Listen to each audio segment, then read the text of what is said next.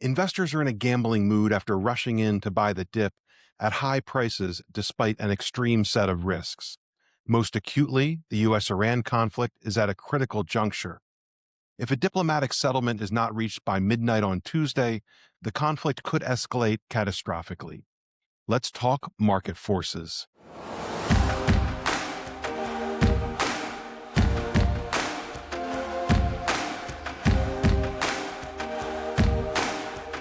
In the U.S. Iran war, political gamesmanship is about to clash with strategic reality. The damage to global supply chains will be felt soon. Investors are in a gambling mood with many on winner's tilt. I'll explain. How I'm managing my client portfolios today. The S&P 500 set 3 consecutive record highs last week on an 11-day run that marked the fastest rally to a new all-time high following a correction of at least 8% in the last 50 years. Bonds edged higher last week, commodities were down, gold and Bitcoin were up. In the U.S.-Iran war, political gamesmanship is clashing with strategic reality. Social media is here to stay, unfortunately, but war is always won and lost on the battlefield. I suppose a Zoom negotiation could end a war, but that's not the point. The news that matters is that Iran maintains military control over the Strait of Hormuz and is taking a hardline stance in brokered negotiations. Iran has said that the strait will remain closed until the U.S. naval blockade of its ports is lifted. Over the weekend, several oil tankers attempted to exit the strait, but were forced back by the Iranian military. Control of the strait is one of several key strategic advantages for Iran, but importantly, it's a matter of national pride. Iran will never surrender to the United States, and they've just resupplied their rocket and drone launchers. So far, they've said no thanks to a second round of negotiations, and it's time for the U.S. to face strategic reality. They have a few options. None of them are too attractive, and they're all unlikely to achieve their key objectives. The first and best option is a diplomatic agreement, which, at this point, would be largely on Iran's terms. The hope is that U.S. officials could find a way to credibly move the goalposts and declare victory. The second best option is an extended ceasefire and more social media threats, but that can't go on forever. The third option is more largely ineffective bombing. The last two options, bombing civilian infrastructure and/or some sort of ground invasion, do offer the U.S. government a chance to win, but it would cost many lives and economic disaster for millions in the Middle East and around the world. The damage to global supply chains will be felt soon. The closure of the strait poses a systemic threat to the global economy, but the financial markets seem blind to it. Pre-war shipments have masked the crisis due to long ocean transit times, but the damage has already been done. Supply chain impacts have largely been ignored by the U.S. media, but are in fact having major impacts on other countries. Consumers and businesses in the United States may not see many supply shortages, but they will see price increases. Americans pay higher gas prices not because gas is in short supply here, but because those in other countries are willing to pay a higher price. The market for oil is a global competition where the highest bidder gets the supply. More price increases are coming as pressures across thousands of global supply chains begin to take hold. Most critically for third world and emerging markets, a shortage in fertilizers and petrochemicals threaten crop yields. Massive agricultural disruptions are coming and food prices will be higher, especially later this year. Higher prices will drag on corporate profit margins and consumer balance sheets. Even if a deal is reached today, the structural damage to those supply chains ensures the global economy will suffer inflationary and contractionary ripples for months, if not years to come. Investors are in a gambling mood with many on winner's tilt. The CAPE ratio, which stands for cyclically adjusted price-to-earnings ratio, is a widely used valuation metric in the stock market.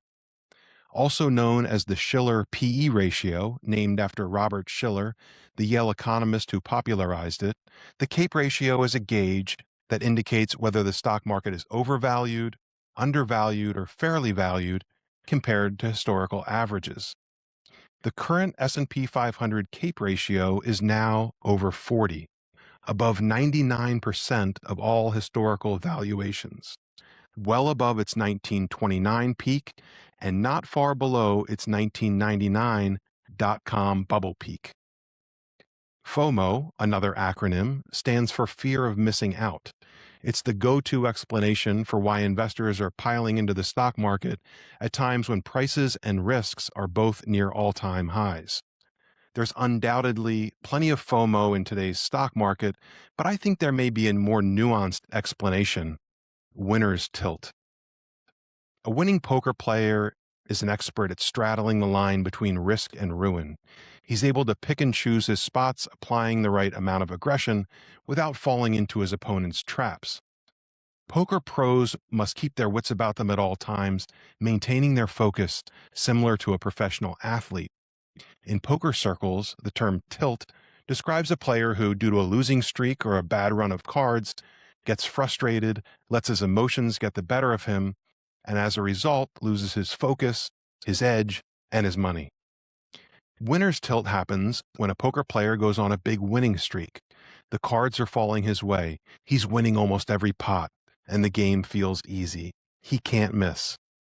A winning streak, just like a losing streak, can throw a player off his edge.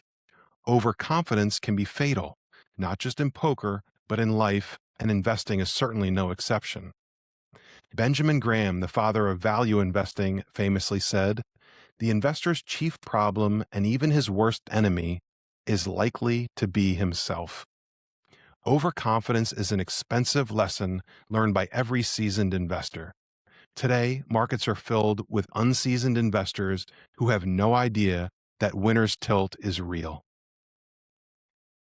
How am I positioning my clients' portfolios today? The danger of extreme market valuations is not that they predict an immediate market crash, but rather that they dictate the mathematical reality of long-term returns. Historically, the valuation metrics we see today have a near-perfect negative correlation with subsequent 10 to 12-year market performance. At current levels, the math suggests that passive investors in cap-weighted indices, like the S&P 500, are locking in expectations of near zero or even negative average annual returns over the next decade. The passive buy and hold strategy that worked well during the era of easy money is now priced for a lost decade. More importantly, these valuations create severe asymmetric downside risks. A simple run-of-the-mill reversion to historical valuation norms, not a worst-case scenario, just a return to the long-term average, would imply a 30 to 40% decline in the S&P 500 over the completion of this market cycle. In this environment, recognizing the unprecedented risks embedded in today's market prices is the first step to protecting your wealth. My clients' portfolios are focused on risk management and alternative asset classes. We've implemented a relative value trade where our short position in U.S. stocks is balanced by an allocation to foreign small-cap stocks and positions in infrastructure, energy security, and natural resources. Earnings growth is moving to companies with tangible assets and pricing power. Our recently published investment outlook explains exactly how I'm positioning my clients' portfolios and why. It's available for free on my website, alpharockinvestments.com. A link is also in the description. To stay updated, please click like and subscribe. That also helps me reach new viewers. And if you'd like to receive my weekly market commentary by email, go to alpharockinvestments.com, click on Market Forces.